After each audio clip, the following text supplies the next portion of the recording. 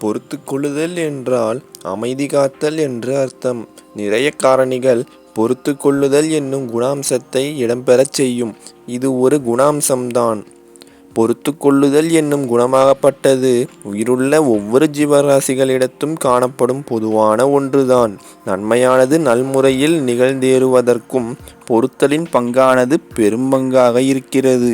இதே வேளையில் ஒரு தீமையை கடந்து செல்வதற்கும் பொறுத்திருப்பது என்பது இன்றியமையாத ஒன்றாக இருக்கிறது. வளர்ச்சியை அடைவதற்கு, ஆரோக்கியத்தை பெறுவதற்கு, ஒரு நல் உதாரணமாக மாறுவதற்கு என அனைத்திற்கும் பொறுத்து கொள்ளுதல் என்பது அத்தியாவசியமான ஒன்றாகவும் அஸ்திவாரமாகவும் ஆண்டாண்டு காலத்திற்கும் இருந்து வருகிறது. நிதானித்து செல்லும் மற்றும் நிதானித்து நல் செயல்களை மேற்கொள்ளும் மனங்களே ஓர் நல்லிடத்தை பிடிக்கும். இந்த நிதானத்தை நல் தீர்க்க தரிசன ஆற்றலே வழங்கும் என்று சொன்னால் மிகையாகாது. நல் மற்றும் நன்மை பயக்கும் தீர்க்க தரிசன ஆற்றலானது நிதானத்தை கடைபிடிக்கும் ஆற்றலை நல்கும். இந்த நிதானமே எந்த இடத்தில் பொறுமையாக பொறுத்து செல்ல வேண்டும், எந்த இடத்தில் பொறுத்தலை கடைபிடிக்காமல் நேர விரயமின்றி செயல்களை ஆற்ற வேண்டும் என்பதை தெள்ளத் தெளிவாக தெரிவிக்கும். பொறுத்து கொள்ளும் தன்மையாக இருந்தாலும் இந்த தன்மையை எந்த இடத்தில் உபயோகிக்க வேண்டும், எங்கெல்லாம் இந்த பொறுத்தல் என்னும் குணத்தை பயன்படுத்தக்கூடாது என்பதை புரிந்து அறிந்து அதற்கேற்றாற்போல் செயல்களை மேற்கொள்ள வேண்டும். சில இடங்களில் பொறுத்திருந்தால் தீமையே விளையும் என்னும் கருத்தானது இருக்கும் பொழுது பொறுத்தலுக்கு இடமளிக்க கூடாது. இது ஓர் முட்டாள்தனமாகும். நன்மைக்கான செயல்களுக்காக மட்டுமே நித்தமும் பொறுத்திருப்பது என்பது அவசியமான ஒன்றாக இயற்கையின் கண்ணோட்டத்தில் காணப்படும்.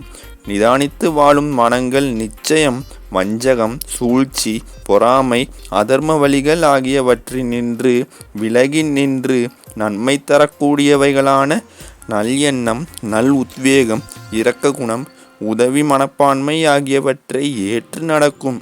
இந்த கருத்தானது மட்டும் உயிருள்ள அனைத்து ஜீவராசிகளிடத்தும் காணப்பட்டால் பிறகு நிச்சயம் இந்த அகிலமே வண்ணமிகு பூஞ்சோலையாவது உறுதி. அத்தியாவசிய தேவைகள் அனைத்தும் தேக்க நிலையில் இல்லாமல் பூர்த்தி அடைந்து அளவான ஆசையோடு உயிரினங்கள் அனைத்தும் உழவினால் பொறுத்து செல்லுதல், அடங்கியிருத்தல் ஆகிய வார்த்தைக்கு தேவையே இல்லாமல் சென்றுவிடும்.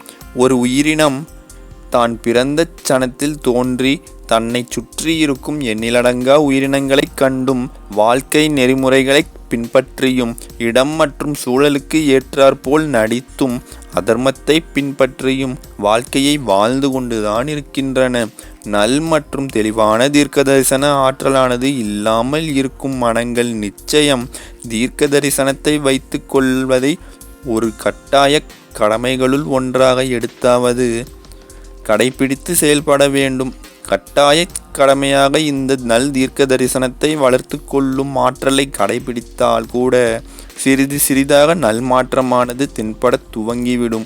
பிறகு நாட்களானது செல்ல செல்ல கடமையாக நினைத்து பின்பற்றும் தீர்க்க தரிசனத்தை மனமானது ஸ்ரீகரித்து நல் தீர்க்க தரிசனத்தை அன்றாட வாழ்வில் உபயோகிக்க ஆரம்பித்துவிடும்.